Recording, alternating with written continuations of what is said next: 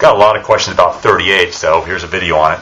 38 has a solenoid like this. Solenoid, of course, ignore this rectangular part here. It's just a bunch of coils here, loops of wire wrapped around in a coil like that. And it says that the current in the solenoid is given by this function here. So you know there's going to be some time dependence straight up because there's a time dependence in this current right here. But let's just see how it manifests itself. If you remember about solenoids right here, if I have sort of this lead-in wire which goes around like this, if I start running some current into this solenoid here, the current's going to go down, come around like this. It's going to go up this side, and there's where I want to latch onto right there. If this current's going up here, if I put my thumb in the direction of the current and wrap around here, there's going to be a magnetic field which is going to develop in the solenoid, which is going to point this way. That's the way solenoids work. And we even have an equation for the magnetic field inside of a solenoid. B is just equal to mu naught times the number of turns over solenoid divided by the length of the solenoid times the current in the solenoid. Sometimes the textbook might write this as mu naught little n times I, with the understanding that little n is the number of turns per unit length. It's like a turn density right here, where here I've explicitly written out the turns per unit length as the n over L.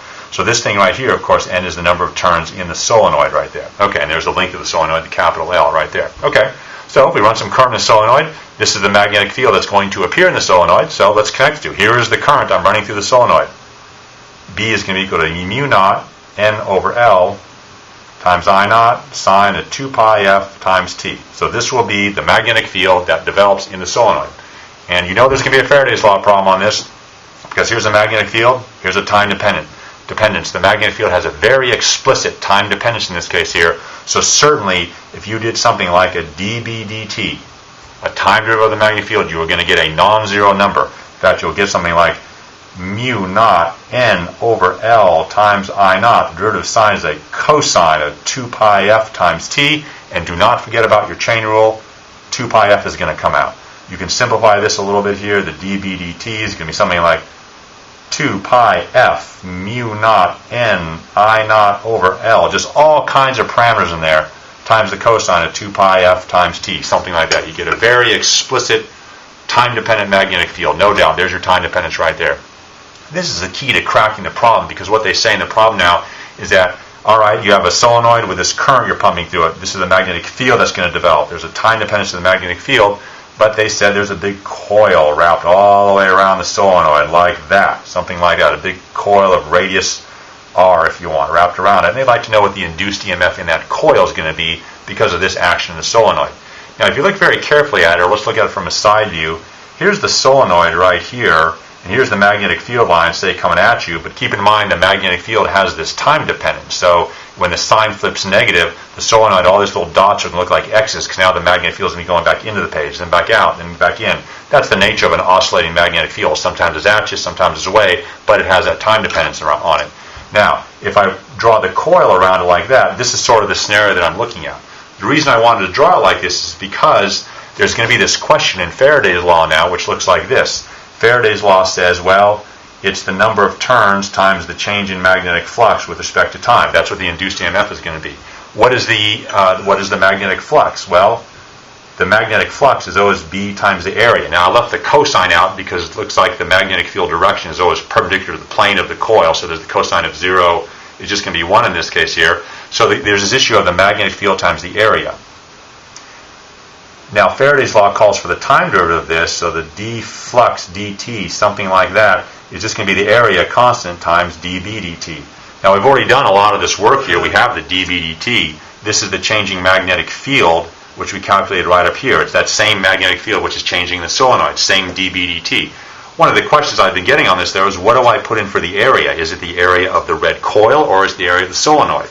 The answer to that question, A, is going to be the area of the solenoid. The reason being is because if you look back at this cross-sectional area here, I agree that the whole red hoop does have a big cross-sectional area like this, pi times big R squared for sure. This whole thing is the area of the hoop. But the magnetic field only exists in this smaller area, which is contained in the large one, and the smaller area containing the magnetic field happens to also just be the area of the solenoid. That's the only place the magnetic field is changing. There's no magnetic field anywhere in this region here, so that area doesn't count in the flux calculation, so it will be the area of the solenoid. So I'll just try to put a few more things together for you here. The induced EMF then is going to be, there's one turn of that red coil, so N is going to be 1, or was it red? 1 turn.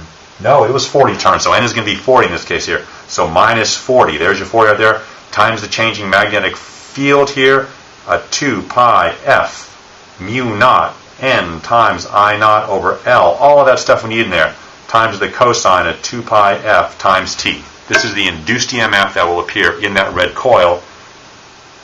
And I'm going to be a little bit careful here, or maybe I even forgot it here. I did forget to put the A in there, but there's an A right there, and that A is A of the solenoid. Only that active region that contains the changing magnetic flux. So I think if you put all these things together, you can probably make the problem sort of work out there. But again, it is asking for the maximum current or something about the maximum once again. So like one of the other problems that we work, the EMF becomes a maximum where this trig function here is just equal to 1. So drop the trig function out, because what the electromotive force looks like, the electromotive force of the function time is going to follow this cosine function here, which is going to do this kind of thing. So we're just trying to pick a point where it's maximum. I guess like right there is a good spot, or even right here. So just drop the trig function off to be 1, so you'd be left with all of this other stuff here. I'll just write it one more time, I guess, as long as we're here, or I'm here anyway. The maximum EMF is minus 40A. There's going to be a 2 pi f, a mu naught, an N, and I naught, all that over L, something like that. Again, this is the area of the solenoid in there, and there's your maximum EMF that you'd expect. So everything seems to come into place here. There's the turns of the solenoid, the maximum current in the solenoid, the magnetic constant, the frequency, the 2 pi area of the solenoid, and the number of turns of the coil and the length of the solenoid. It's all in there.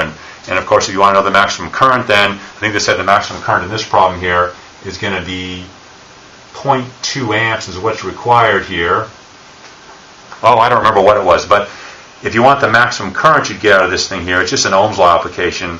It's the maximum EMF divided by the resistance you have in going there. And you see that if you do all of this stuff here, in particular for this problem here, this is all going to be a function of I naught over here, where I naught is that initial current. I think that's what you want to solve for. Like if you know what this maximum current is supposed to be, and you know what this resistance is, or some desired maximum current, you can solve for what the maximum feed current must be for the solenoid to get this to work out.